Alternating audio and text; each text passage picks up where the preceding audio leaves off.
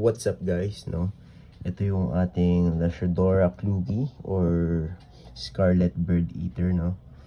Sorry if matagal tayong walang upload, no? Medyo na-busy lang tayo. Sorry. Na-busy lang tayo kaya matagal tayong walang upload. Pero gaya ng promise ko, ayan, papakainin natin to ngayon ng mice, no? Eh, magano na siya. Ang laki po niyan, sobra. Ayan yung kamay ko. So, papakainin natin siya ng mice. Yung promise ko sa inyo, ang tagal ko ng promise na hindi natutupad-tupad. So, ngayon tutuparin natin. Bibigyan natin siya ng mice, no? So, let's go. Kuha na tayo ng mice. So, ayun. Ito na yung mice, no? So, ipagdasal mo na sana busog yung ating Lashadora Klugi, no? Para di ka makain. So, tingnan natin kung bibigyan ng magandang takedown. So, viewers discretion is advised, guys, no? Baka mabash tayo. So, sa wild nangyayari po ito. Kinakain din talaga sila ng mga ganyang kalaking tarantula sa wild. So, viewers discretion is advised na lang po. Pasensya na sa mga rat slabbers dyan. So, ganun po talaga yung life cycle. So, lapag na natin siya. Tingnan natin kung magti-take down. Hindi siya nag-take down agad, ah. Makakaligtas ba ang ating mice? Uy. Makakaligtas ba siya? Ayan yung mice. Makakaligtas ba ang ating mice? Tingnan nyo sa sobrang laking tarantula natin, nagmamaliit yung mice. Ayan na. Ayan na. Yun! Grabe! Grabe yung takedown na yun. Ganon-ganon lang. Walang palag yung mice sa kanya. Grabe. Ayun po yung mice, naghihingalo sa ilalim. Grabe.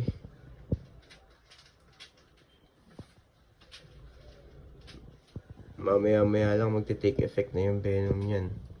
Pag nag-take effect na yung venom niya, wala na. Parang ngayon pa lang wala na agad. Sa sobrang laki ng fangs niya, hindi na agad makagalaw yung mice.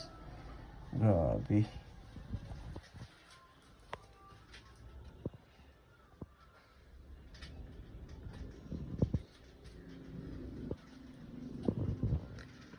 Yung mice sa loob. Grabe naman yun, oh. Nag-happy dance agad siya. Wala na agad palag yung mice sa kanya. Ganun-ganun lang. Patay na yung mice. Grabe.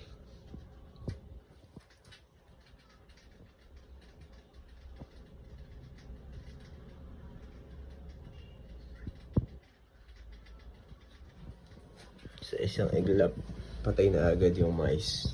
Ayan yung mice sa loob. Grabe. Wala akong masabi. Lupit ng takedown niya. Ganyan po kalaki yung tarantula na yan. For comparison, ayan. Ayan ang kamay ko for comparison. Hindi pa siya nakabuka niyan. Mas malaki kasi siya sa kamay ko, eh. So, ayan siya. Grabe. Ganyan yun. Grabe yung fangs na yun. Wala bang fang action man lang dyan? Wala. Lupit. So, yeah. Lupit ng takedown niya. Balikan natin siya bukas, guys. Hayaan na muna natin siya ma-enjoy yung pagkain niya. One eternity later. What's up, guys? So, after 24 hours, and ayan na lang itsura ng mice. No? Hindi kita masyado, pero ayan, buntot na lang yung buo sa mice. Lakas kumain ni venom. And itsura niya after 24 hours. And i-update natin for 24 hours. Wait lang, buksan natin. Ayan, top view. Hindi man lang halos lumakain siya ni venom. Sobrang laki niya kasing tarantula talaga. Pero ayan, successful feeding. Kaya tupad na natin yung promise. Nalaki ng fangs ni venom, grabe. Pagpasensyahan nyo na lang, iinginin yung mga daga kasi yan yung mga mice. Kumakain sila. Grabe. Pogi ni venom. Yan. So, hanggang dito na lang, guys. And, if gusto nyo pa pala ng ganyang klaseng feeding, yan. Meron pa tayo dito yung ating Acanthus courageate nicolata or giant white knee, Brazilian giant white knee tarantula to be exact. And bird eater din yan.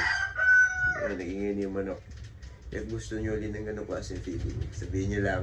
Ito, meron pa tayo isang malaking bird eater. Yeah. So, yeah.